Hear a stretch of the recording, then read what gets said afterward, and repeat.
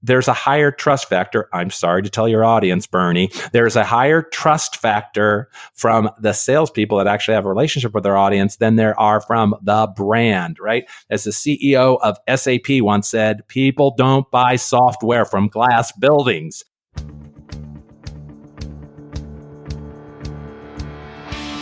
Welcome to the Modern Marketing Engine podcast, hosted by Bernie Borges. This is the podcast for the modern marketer who wants to hear from their peers in the trenches and the occasional analyst or rockstar influencer sharing strategies and tactics about what's working in modern marketing. Be sure to listen to the end of each episode for Bernie's summary and takeaways so you can plan your next move in your own modern marketing journey. Hey there, welcome to episode 253 of the Modern Marketing Engine podcast. I'm Bernie Borges, CMO of Vengreso, and your host. Hey, thanks for listening.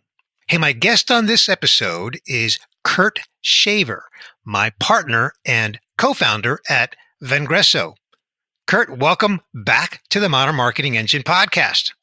Hey, great, Bernie. I'm looking forward to it. I guess this is our sales and marketing alignment, right?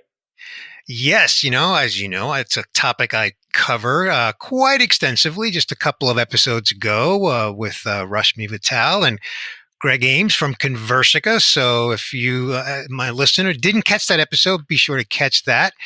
Kurt, you and I were last on this podcast almost a year ago, July 2018, episode 217. We talked about 4 digital selling skills that are needed by the modern seller. And even though it took us almost a year to come back, it's kind of a great segue because what we're going to talk about today is a report, as you know, that we just recently published called The State of Digital Selling with LinkedIn in 2019. So what I thought we'd do, Kurt, is just kind of recap the highlights of that report. And then, of course, let my listener know that it is available for download at stateofdigitalselling.com. And so before we get into it, let's talk a little bit about what it is, this report, The State of Digital Selling with LinkedIn in 2019. And here's the background. We surveyed 862 B2B sales reps across 5 industries. And those industries are professional services, technology, manufacturing, healthcare, and financial services. And this survey is part of our digital selling benchmark, which, Kurt, you're intimately familiar with. We've conducted that many, many times. And we took 862 of those surveys and we assessed the digital selling skills of those reps by asking them 10 multiple choice questions about how they use LinkedIn in their sales activities. So this report really summarizes the key findings, what we learned from those 862 reps. And it's published in a beautiful 20-page report. And so we're going to kind of walk through it together, question by question, and just kind of give the listener a real good understanding of what's in this report. And then, of course, because this is the Modern Marketing Engine podcast, we'll certainly call attention to areas and topics that are really important to the marketer, which include, of course, their own alignment with sales. So, with that as sort of the context, are you ready to dive in? Yeah, let's do it. All right. Well, question number 1 from our State of Digital Selling with LinkedIn 2019 is we ask, which version of LinkedIn are you using? And real interesting results. What did you find in these results, Kurt? Well, we learned about that the majority of people are using the free version of LinkedIn. So those surveyed sales professionals, 63% of them were using the free version of LinkedIn. And then there's a couple of paid premium versions before you get to Sales Navigator, which is really the Uber LinkedIn prospecting version. And again, people can get that. They can buy it a la carte as an individual, or they can get an enterprise license of it. Of those that are on the paid version of LinkedIn, 23% of those surveyed have a company paid Sales Navigator account. And that not only gives the individual additional searching power, but it also gives the organization a dashboard and management reporting about the use of LinkedIn. Again, 63% using free, 23% using the Uber company paid version of Sales Navigator. I have to say I was a little bit surprised on the 63% number. I didn't expect it to be that high. I thought with a professional B2B sales swath that we did of over 800 reps, I thought it would be below 50%. So that one surprised me quite a bit. I think there's sort of room for, I don't know if improvement's the right way to say it, but room for understanding and the value in getting more functionality out of LinkedIn. It's only the largest B2B social networking site on the planet. Right. Well, to me, the important point here is that really, regardless of what version of LinkedIn that you're using, the key, like in almost anything, whether it's learning a golf swing or playing a card game, is that you really have to get those fundamentals right. You have to practice them and you have to get that down, regardless of the tool that you're actually using. So a lot of times we use the analogy that, LinkedIn is like a health club membership. You're not really going to get the results from it just by owning an account, right? What you have to do is actually know how the equipment works, and then you actually have to use it. Again, even if you upgrade from the cheapest gym in town and you join the country club, which would be analogous to getting Sales Navigator, again, just getting the tool doesn't do anything if you're not using it. So those fundamental foundational training skills are really key, regardless of what version you're using. Okay, so question number 2 is, how would you describe your LinkedIn profile photograph? And of course, these are multiple choice questions, so we give people the choice of professional, acceptable, too casual, poor quality, or no photo at all.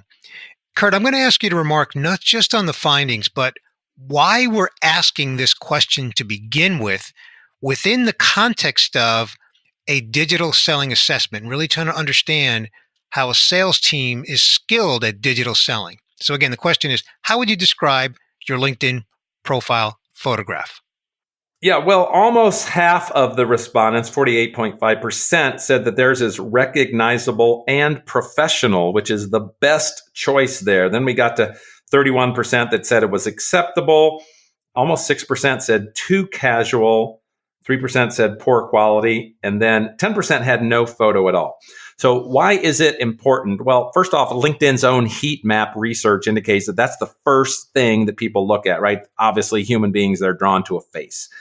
The other thing, as we look at it and we assess sales teams' really understanding, appreciation of LinkedIn, it's pretty easy to tell right off the bat if people get it, meaning do they understand how important it is to communicate a professional brand to their buyers. So, there are a lot of different don'ts. We don't want to see other people in the photo. We don't want to see your kids climbing over the top of your head or an unknown arm wrapped around your neck. We don't want to see vacation pictures of you barefooted skiing at the lake or, where the Eiffel Tower is more featured than your face. Again, more than 70% of LinkedIn's traffic is done on mobile. So that needs to be a headshot if somebody's going to recognize it on their iPhone. So there's just a lot of lessons to be learned, again, to create a professional brand. And it all starts with the profile photo. And I'm glad you made that last point about the professional brand, because again, from a marketer's perspective, we want each individual who represents your brand to represent your brand well. And as you said, the heat map shows that most of the eyeballs go to the headshot anyway. So the fact that less than 50% said it's professional is a little disappointing. I really think it should be up in the 80% range, not 48%. All right, let's get to question number 3. What types of media have you added to your LinkedIn profile? Now, I will preface your response by the fact that some people, Kurt, as you know, don't even realize that they can add media to their LinkedIn profile. So why don't you remark on the findings from that question? What types of media have you added to your LinkedIn profile?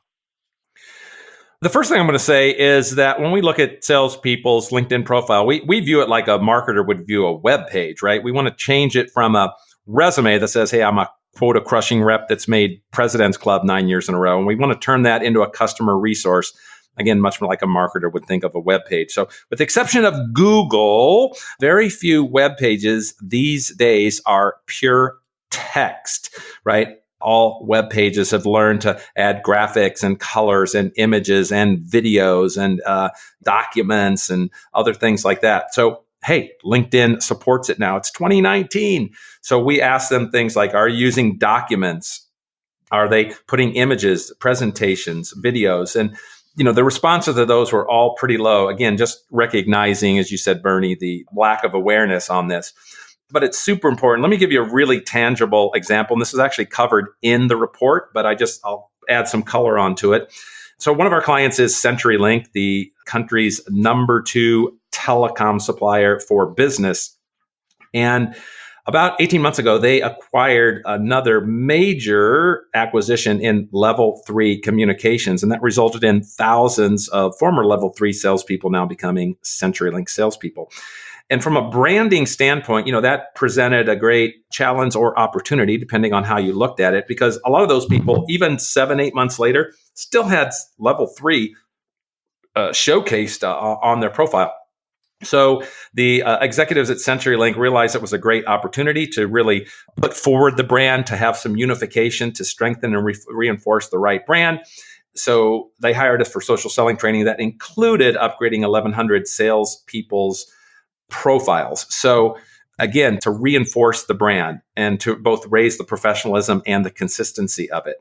So when we're talking to companies, a lot of times we say, anytime you have a rebranding effort going on, anytime there's an acquisition, like in the case of CenturyLink acquiring level 3, or even if you're trying to reposition the company maybe into something new. So an example, actually from a different company, there was another company working with in the telecom space that was well known in the telecom space, but they really were making a big push into cybersecurity.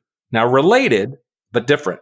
And so again, by communicating the right kinds of things on thousands of reps' LinkedIn profiles or web pages, right, they're really able to reinforce the brand that they want in the market. So a couple of things I want to add to that, Kurt. First of all, the story you just told about CenturyLink, for my listener, I've got a podcast recording with Chris Sikora, Vice President of Marketing at CenturyLink. That is episode 242. Give that a listen. He explains their strategy and a little bit more color than Kurt just described, because obviously Kurt was giving it a summary. The other thing that I want to mention, Kurt, is sort of the why. Like, why is it important to have media on your LinkedIn profile? And as you know, LinkedIn, in their own report, the State of Sales report, one of the things that they say is that 62% of decision makers look for an informative LinkedIn profile before they decide to talk to that rep. And media on your LinkedIn profile for a salesperson can help that salesperson communicate a strong part of their value proposition, how they can help the buyer. So the fact that LinkedIn makes that available, and for salespeople to not take advantage of that.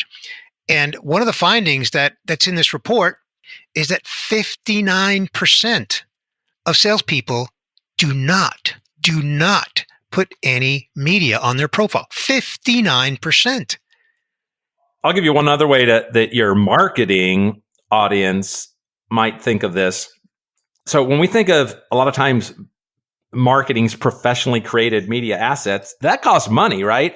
If you're going out and spending 10 or 20 or 30 grand, on, let's say maybe a handful of video clips, professionally created video clips for your YouTube channel, the question would be, if you had a sales force of 2,000 people, why wouldn't you want that expensive asset amplified across 2,000 more websites, right? Rather than have it locked into the YouTube channel. Exactly. So that's just another way of leveraging the investment that's already been made. Exactly.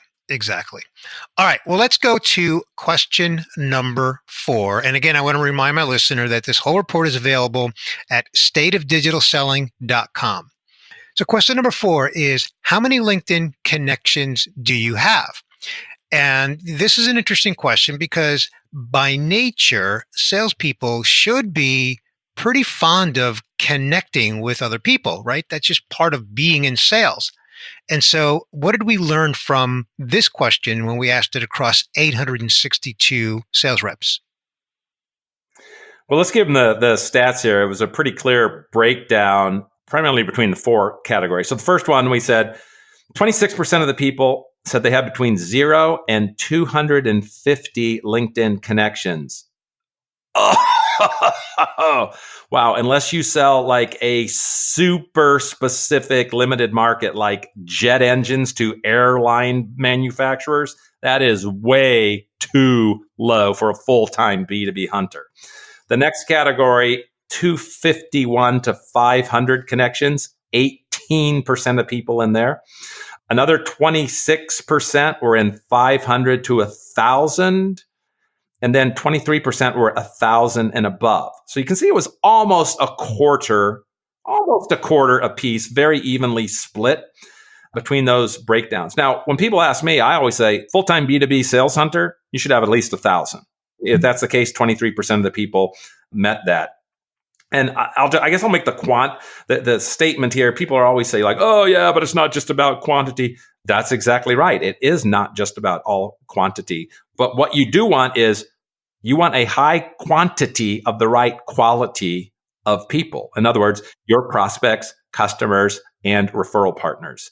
So yes, it's a big number of the right people. And LinkedIn even has a stat that they did where they were correlating a high degree of correlation between top performing sales reps and those that had 5,000 or more connections, which is a number that blows most people's minds, are like 5,000 connections.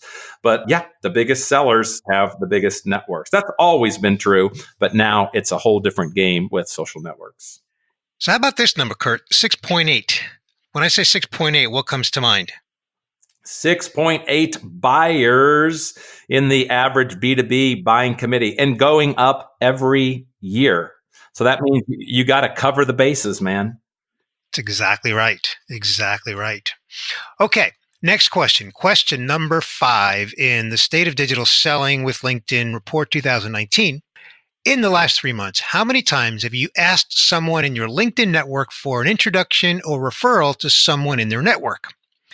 Now, if we were to ask that in the offline world, the question would sound something like, hey, how many times have you asked someone to just give you an introduction or referral, right? In this case, we're asking it in the context of LinkedIn. So, Kurt, what did we find? We found that this is a tremendously underutilized feature of LinkedIn. More than half of the people responded 0, meaning they had not asked for LinkedIn recommendation in the last 3 months, right? Shocking. Yeah, especially given referrals are the number one way to start a new sales conversation, and that it oftentimes accelerates the sales cycle because of the trust and credibility of the transfers from the mutual third party. So with all those things in place, right, the question is, why don't people do it? Couple reasons. Number one, they're just not in the habit of it. They don't know how to do it and they're not doing it. But let's go back to the other question, the one we just answered, the size of your network. The size of your network is crucial to having more of a chance to get a mutual introduction, to see that on LinkedIn. Again, it's like a lottery ticket. A bigger network does not guarantee you're going to have a mutual connection to ask for an introduction.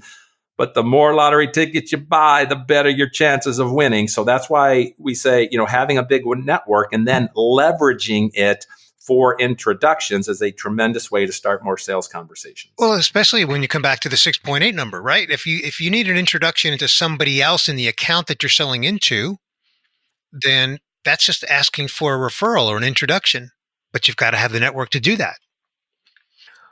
All right, let's get to question number 6. And this one is about how many times a month do you use LinkedIn's advanced search features to find prospects? How many times a month do you use LinkedIn's advanced search features to find prospects? What did we find there? This one might be the most disappointing survey results. Over 40% of the respondents said 0. Are you kidding me? You've got a database of 660 million business professionals that are categorized by their title, their location, their company size, where they went to school, what they're posting. And over 40% of the people are never searching in that. That just blows my mind. Again, sometimes we go in and we talk to sales leaders LinkedIn's been around 16 years. 16 years. And sometimes sales leaders are amazed. They're like, oh, wait, what? I can just type in and find all the manufacturing engineers of pharmaceutical companies in northern New Jersey, and it shows me a list? Yeah, that's right. Yeah, you've been able to do that for 16 years. So when you think of all the data sources, people go out and they buy all these lists and data sources and things like that, right? There's nothing that is more up to date than LinkedIn because it's user maintained.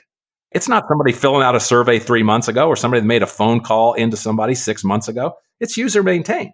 So again, it just blows my mind that more than 40% of people are not searching on LinkedIn. And this is something that marketers are very familiar with, intimately familiar with, right? Because as marketers, we are all about market segmentation, market research, identifying the total available market and then segmenting it and slicing it different ways so that we can optimize our campaigns and optimize our results. And so that mindset needs to be transferred over to sales individuals so that they can be taught to do the same on LinkedIn to find prospects. Yeah, shocking. All right, next question. Question number 7 in our 10-question survey in State of Digital Selling with LinkedIn. How often do you share content with your LinkedIn network? How often do you, an individual, not a company, not a brand, how often do you as a salesperson share content with your LinkedIn network? What did we learn? So we should translate this for the marketing audience. It's basically like we're asking salespeople, how often are you helping your company's marketing department amplify content marketing by sharing it with your hand-picked connection on the LinkedIn network? This is a huge marketing helper, right? Absolutely direct from content marketing. Now, I said the other one was the most disappointing results. This is actually probably the lowest performing results, but it's not unexpected. The first one, the one about no searching, was kind of unexpected. This one's not unexpected because salespeople still, by and large, don't really get content marketing and they don't know that they have the power to do it. So one of the categories was never. That was 39%, which was tied by a few times a month. A few times a month, in my book, that's basically a never. So I'm going to call it 78%, almost 80% of salespeople never sharing content. That is horrible. If we look at this, again, salespeople didn't grow up. They didn't grow up doing this. Even if they're digital natives and they're younger, right? They're probably not used to doing it from a business perspective. So this really requires not just the how-to training, but this one really requires a mindset shift before you get into the how-to training. So the mindset shift is the why should I do it? What's changed in the market? How are companies acquiring information? As one of the top content B2B marketers in the country, you are well aware of the statistic that the average B2B buyer consumes 5 to 8 pieces of content from the winning vendor. Well, that's not all going to come from marketing, right? 2 or 3 or 4 of those pieces of content need to come in the sales cycle. And that's why we have a part of our business, which is called content for sales. And so to see that 80% of people basically are not doing it, on one hand, you could say that's horrible. On the other hand, I would say to marketers, get your salespeople to learn how to do this and you will crush your competition because your sales force is an army. They have the numbers. They typically in aggregate have a much larger network than you have on the social properties that marketing contains. And there's a higher trust factor. I'm sorry to tell your audience, Bernie. There's a higher trust factor from the salespeople that actually have a relationship with their audience than there are from the brand, right? As the CEO of SAP once said, people don't buy software from glass buildings. So there you go. You nailed it. You just stole what I was just going to say. That whole point that Bill McDermott says, people don't buy software from glass buildings. So it's all about empowering. Now, it's about empowering salespeople, and that whole concept has become known as sales enablement. So I want to put a plug in for a podcast episode that I recorded with Tamara Schenk from CSO Insights, episode 230. So listener, go give that episode a listen, 230, and we talked all about the role of content in sales enablement. And Kurt, I do want to end on a little bit of good news here. Of the 862, 13% said, hey, I'm sharing content a few times a week. And 3%, not a big number, but 3% said a few times a day. So there are definitely some salespeople that have got that mindset and they're doing it. But to your point, almost 80% are not doing it at all. So those are probably our clients, Bernie. we'll have to go look that up. I think we can validate that. All right. Question number 8. Which online resource do you typically check before the first call you make with a prospect? Which online resources do you typically check before making that first call with a prospect? What do we find? Hey, people are actually pretty good on this one. That's what we found. I would say pretty good. 66% are Googling the company or the individual, 78% checking the website, 38% are checking the company's social network. Probably could be a little stronger there. 55% are checking the individual prospect's social. Only 9% said they're not doing any online research. So that one's probably not too bad. The thing I would say to people on this is when you're looking at the individual prospect's social network, like, don't just stop at their profile, but actually go look at their posting activity and see what things they are either posting or commenting on. That'll give you a little deeper insight into what's important for them. Totally agree. All right. 2 more questions. Question number 9. In the last 3 months, have you sent a prospect or a customer an email containing a personal video message? Have you sent someone an email containing a personal video message? Pretty skewed on this one, right? Personal video message. What are you talking about? I'm in sales. I'm not a marketing department with a $100,000 video budget. So what do we find? So we found 94% of them said no, they have not. So this is kind of the newest thing in digital sales methodologies. Again, let's make a real clear distinction. We're talking about individual sellers sending individual video messages to their prospects. It could be lead generation, it could be proposal delivery, or further along in the sales cycle. Again, a huge emerging area. Here's one of the points I want to make about that. Obviously, everyone realizes there has been a macro trend over the last 20 plus years as a move from expensive field-based salespeople to less expensive and, digitally and internet enabled and telephone system enabled inside salespeople. Clearly shift from field sales to inside salespeople. And it continues at a huge rate. If you think of an inside salesperson, they got a couple arms tied behind their back in the sense that they don't have the face-to-face communication, that high degree of back and forth rapport building, signal interpreting messages that a field salesperson has. And so when you look at audio only over the telephone or text only over email, again, it's a very constrained channel that they have to talk to people. It's difficult to read nuances. It's difficult to communicate your personality. Boom, in comes now cheap, easy, inexpensive video. Everybody's got a computer, just about everyone absolutely has one on their smartphone. So now the tools and technology for these individuals, in many cases inside sellers, to communicate using video, to build that rapport that was previously very difficult, is just a huge emergent area. So I'll bet when we come back and do the state of digital selling report for 2020, I think that 94 is going to shrink significantly. Probably so. And, it occurred to me, Kurt, that we have not, and really my bad, have not called attention to the fact that we have several executives and thought leaders that have contributed to this report by giving us thoughts and quotations. And for this particular question, Eric Yuan, who is the founder and CEO of Zoom, as in Zoom Communications, the video company, his quote in the report is, "Video is the most powerful communication tool available to the modern seller. Any salesperson not leveraging video is missing an opportunity to communicate effectively with their prospects and customers."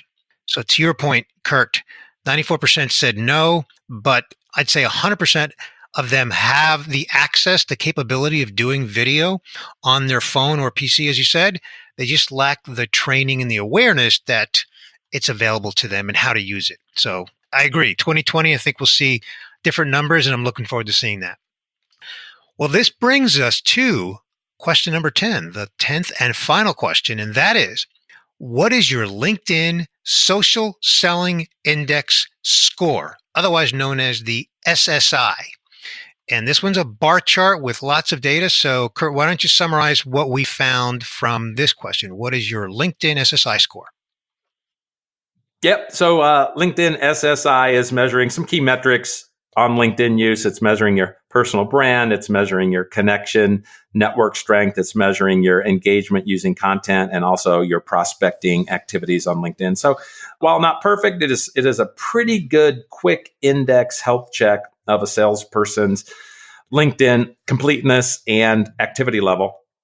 And in this case, we found that most of the people were shaken out at between a SSI of between 30 to 80, with most of those people being between 50 and 70 in there. So not bad, certainly room for improvement. We would consider a social selling ninja to be over 80, and we only had 5% of the people in that range. So certainly some opportunities to grow by applying some of these different skills, whether it's content sharing that we saw that was very low, or some of the prospecting and introduction skills that we saw earlier in the report. So, Kurt, that brings us to the wrap on the 10 questions. So before we bring this episode to a wrap, I want to just point out for the listener that in the report, we close with data-driven actions, and we provide 10 specific recommendations that sales leaders should recommend, or should consider, rather. We recommend to sales leaders for their consideration to impact their sales team's digital selling skills. So we don't have time to list them all here. Definitely encourage the listener to go download the report at stateofdigitalselling.com. Really strongly recommend that if you're a marketer listening to this, share this with the sales leader in your organization. We really think every sales leader should read this. You know, something, Kurt, that we always say, the modern buyer needs a modern seller. So I think we've seen in this report that many sellers still have room to improve on that modern selling continuum.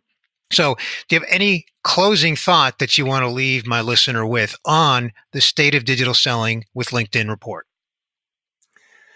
You know, when I look at it from a 30-year sales perspective, I just say digital and social, it's just another communication channel, right? And it fits into what we call the omni-channel approach. So, hey, it started out with the telephone, the fax sneaked in there for a little bit, right? Then email obviously became huge, and social is just the newest element of it. What do we say, 16 years old? So hard to say super new, but it's just one of, it's not saying it's the only one, but it's certainly an important one, and it's a growing one. And it's going to help your salespeople get more sales conversations. Exactly. Well, Kurt, where can my listener connect with you online? I bet you've got that omni-channel thing nailed. No, I prefer for them to actually come to my office and ask for me at the reception desk or call me on the telephone. I'm sorry, that was my line from 1988. You can connect with me on LinkedIn, Kurt Shaver, as well as Twitter, Kurt Shaver. So those are the easiest ways. Fantastic. Well, my listener knows that not only will that be linked up in our show notes page at vengreso.com, but also when you invite Kurt to connect, make sure you mention that you heard this podcast on the Modern Marketing Engine podcast and personalize your invitation. So I'm not going to do my usual summary here today. I'm going to leave it at that. I think we've gone a little bit over already. So Kurt, thank you so much for joining me back on this episode of the Modern Marketing Engine podcast. And a year from now or so, we'll do it for a third time. Sounds good, Bernie. Hey, I hope that you enjoyed my conversation with Kurt Shaver, one of my co-founders at Vengreso. You know, we reviewed some of the key takeaways from our newly released State of Digital Selling with LinkedIn 2019 report. And I really want to encourage you to get the report at stateofdigitalselling.com. Kill a tree, print it out, or not. Either way, take notes on each question. I encourage you to ask yourself, how do you think your sales team would stack up on each question. Now, look, if you've been a long-time listener or even not such a long-time listener to my Modern Marketing Engine podcast, you know that I've been covering a lot of sales-related topics. I believe that the lines are blurred between marketing and sales. In fact, I've had many other guests on my show that really demonstrate that. For example, guests like Chris Sikora, Vice President of Marketing at CenturyLink on episode 242. Daryl Prale, Chief Marketing Officer at VanillaSoft on episode 246. And then more recently, Rashmi Vittal, CMO of Conversica, who joined me with her counterpart, Greg Ames, Chief Sales Officer at Conversica, and that was on episode 251. Among others, if I dig deeper into the archives. But hey, look, what they all have in common is accountability. Accountability for helping the sales team win. So, I really want to encourage you to get the State of Digital Selling with LinkedIn 2019 report. Dig into it. Review it with your sales counterpart, even your CEO. Learn what you can learn about what these findings mean for you and your sales organization. Again, just go to stateofdigitalselling.com. And oh, by the way, I was kidding about killing a tree. Don't do that. This wraps up another inspiring episode of the Modern Marketing Engine podcast. If you want to share this podcast with a friend, let them know that we're available on iTunes, Stitcher, SoundCloud, and Google Podcasts. And we love 5-star reviews. If you are not subscribed yet, please hit the subscribe button on your favorite podcast player so you don't miss an episode. You can read the show notes for each episode at Vengreso.com. While you're there, sign up to receive the show notes delivered to your inbox through our weekly alerts. And be sure to also check out our Selling with Social podcast hosted by Vengreso CEO Mario Martinez Jr. Again, you'll find our show notes at Vengreso.com. And that's one S in Vengreso. Tune in again next week when Bernie Borges brings you another inspiring interview to help you thrive on your modern marketing journey.